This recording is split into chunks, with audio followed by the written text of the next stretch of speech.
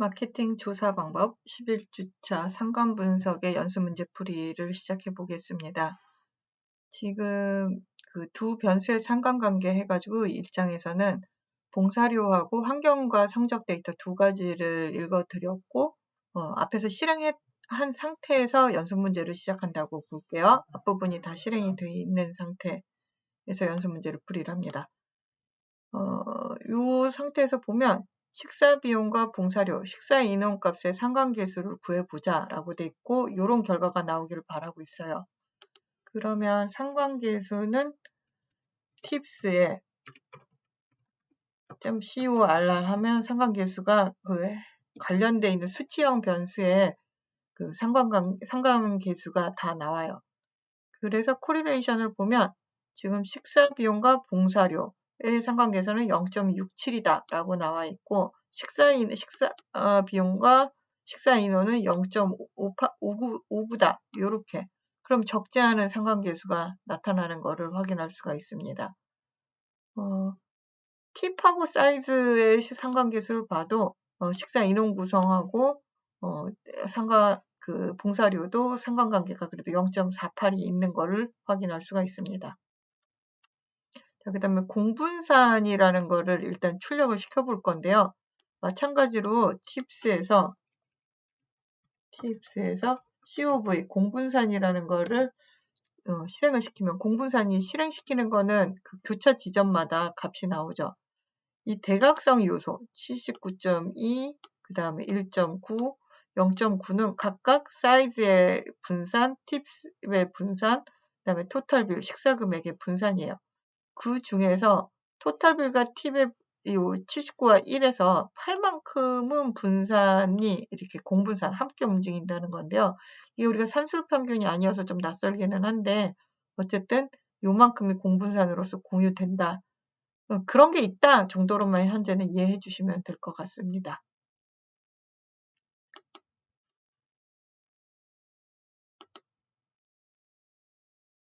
두 번째 연습 문제는 상관관계를 그래프로 보는 여러 가지가 있는데 시본 라이브러리를 사용을 해서 보는 연습 문제였어요.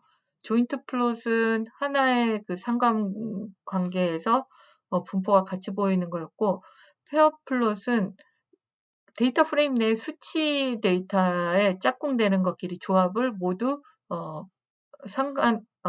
산포도 또는 자기 자신이 겹치는 데서는 히스토그램으로 보여주는 차트였었죠. 자, 연습 문제에서 이제 몇 가지 차트를 추가적으로 더 그려보는 건데요. 자, 스코어의 매스, 리딩, 라이팅 관계를 한 번에 볼 수 있도록 페어 플러스를 하는데, 모모별로 나누는 거, 휴가 이제 구분이었었죠. 범주별로를 런치별로 한번 해보래요. 그러면 sns.pairplot의 스코어를 할 건데, 여기에 하나 인수를 더 줘서 휴는 런치로 한번 실행을 해보자 하면 지금 요거하고 이제 비슷한 그림이 나올 거예요. 같은 그림이 나오겠죠. 페어 플러스는 조금 수행 속도가 걸린다고 했었는데요.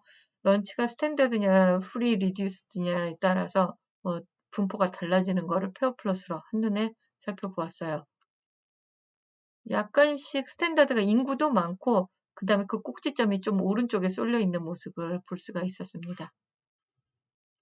그 다음으로는 팁스 봉사료, 팁스 거네요. 팁스를 또 한눈에 보래요. 이번에는 휴는 필요가 없네요. SNS, 그러니까 범주별로 나누진 않았고, SNS, 페어 플러스에서 그래서 이 데이터를 써줘도 되고 안 써줘도 되는데, 어쨌든 팁스를 한 번에 분석해 본다. 요 점점점을 안 지워서.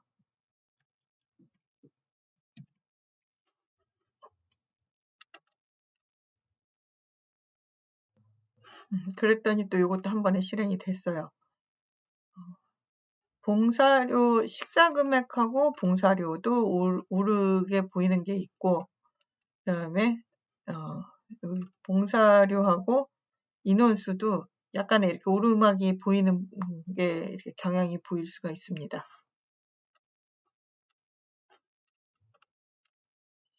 그 다음에는 이제 조인트 플롯의 연습인데요. 봉사료의 식사 비용과 봉사료를 그리는데 조인트 플롯으로 그리면 이렇게 분포가 같이 보여서 좋다고 했었어요.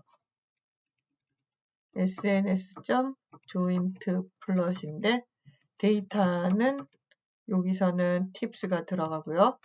X축에는 뭐가 올 거냐? 지금 X축에 토탈 빌이 오고 있고 Y축에는 팁이 이렇게 돼서 실행이 될 거예요.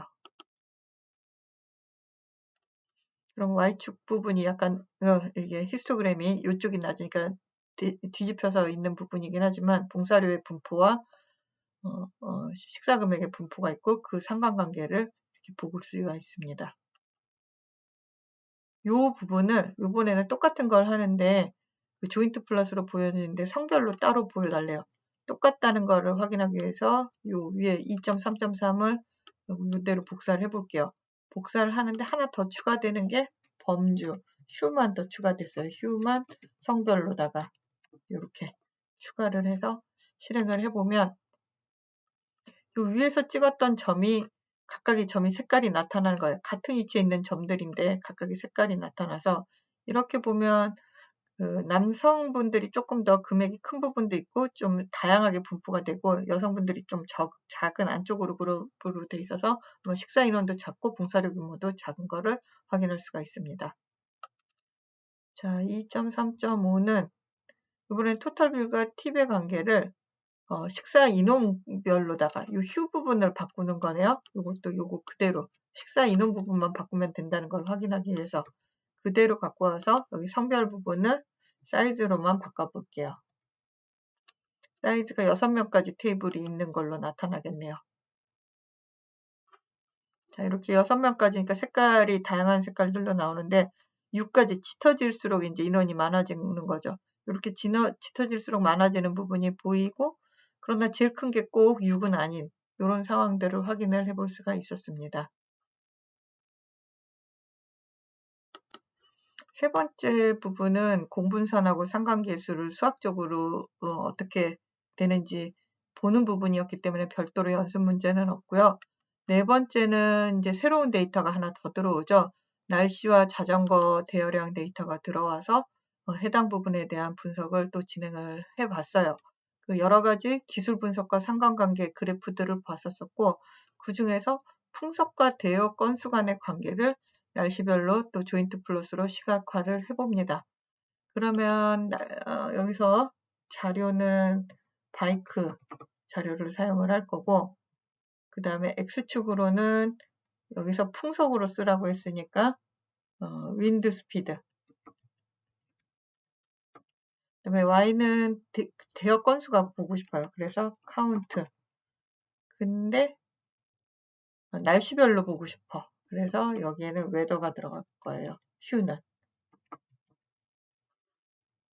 저는 지금 위에서 이게 지금 비어있어 보이지만 어쨌든 자전거 읽어드리는 부분을 실행을 했어요. 그러니까 여러분이 4.1, 4.2가 끝났다는 전제하에서 자전거, 바이크를 읽어드리는 상황에서 실행을 해볼게요. 그러면 이렇게 결과가 나오거든요.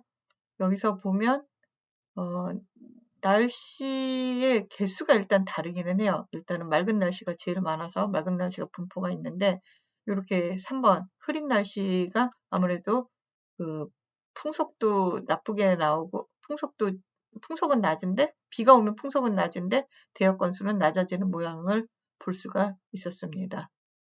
여기까지 해서 연습 문제 상관 분석 부분 맞춰보도록 하겠습니다.